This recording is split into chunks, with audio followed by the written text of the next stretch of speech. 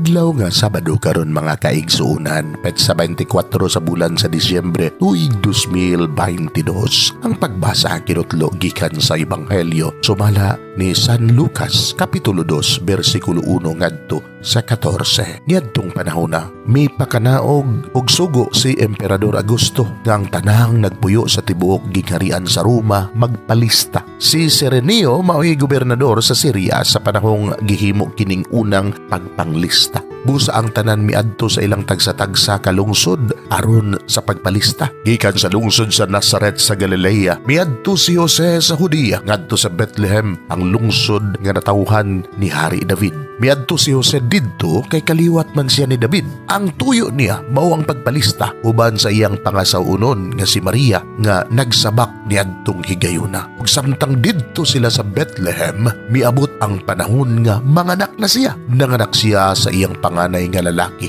Giputos niya ang bata sa panapton nga gipahiluna sa usa ka pasungan kay wala na may luna sa balay nga abutanan. Niadtong dapita may mga bagbalantay sa karnero nga nagtukaw sa kagabhion aron pag-atiman sa ilang mga hayop didto sa kaunghan. Mitungha kanila ang usa ka anghel sa Ginoo ug midan-ag kanila ang himaya sa Ginoo. Busa nalisang kaayo sila apan miingon ang anghel kanila, "Ayaw kamo kadlok, ania ako nagdalag maayong balita alang kaninyo nga makalipay kaayo sa tanang katawhan. Kay karong gabi una na tao sa lungsod ni David ang inyong mangluluwas, ang Kristo nga Ginoo. Mao kini ang inyong ilhanan. Pagkaplagan ninyo ang usa ka bata nga giputos sa panapton ug naghigda sa pasungan."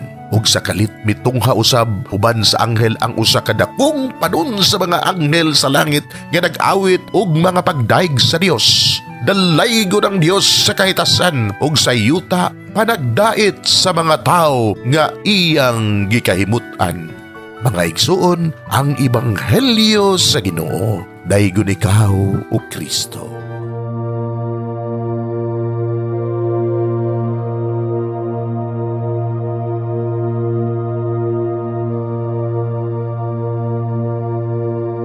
Pagampo sa dili pa magsugod sa trabaho.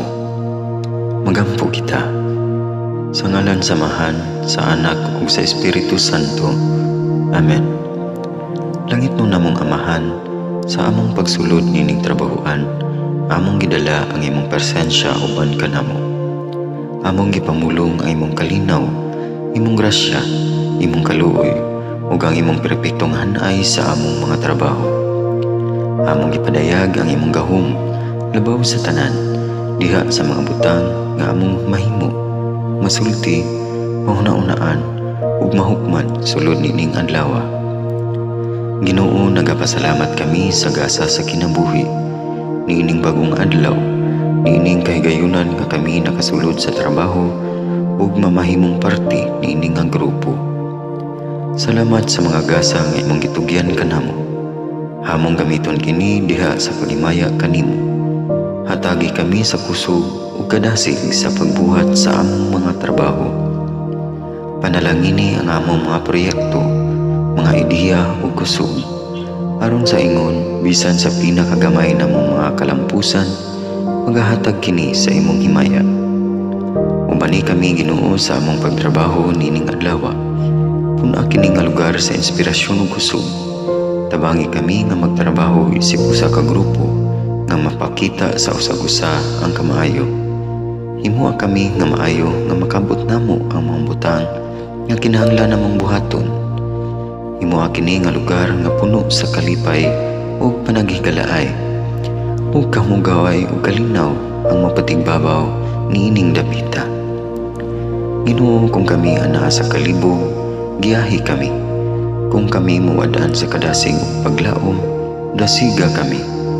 Himua nga ang trabaho nga among gihimo ug ang paagi sa among paghimo niini makahatag unta kini ug hugot nga pagtuo, kalipay ug pahiyom sa tanan nga among mahimamat karong adlaw.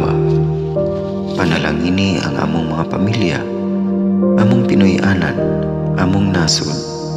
Himua nga magmatidud-anon kami sa pagtagad ug pag-amuma sa kalikupan ug sa tanang may kinabuhi, diha sa pagbuhat kanamo sa pagkabuot sa imong pangandoy alang sa hustisya ug kagawasan. O Ginoo, sa among pagbiya nining lugara, tagay kami sa imong panalangin ug kaluoy sa among pagbiyahe. Panalangini ang among mga pamilya ug Pinoy-anan nga anaon ta sa maayong kahimtang sama sa among pagbiya kanila. Ginoo, salamat sa tanang butang nga imong nabuhat, sa tanang butang nga imong gibuhat, ug sa tanang butang nga imong buhaton pa. Sa ngalan ni Jesus, among giampo diha sa tumang pagigugma ug pagpasalamat. Amen. Sa ngalan sa Amahan, sa Anak ug sa Espiritu Santo. Amen.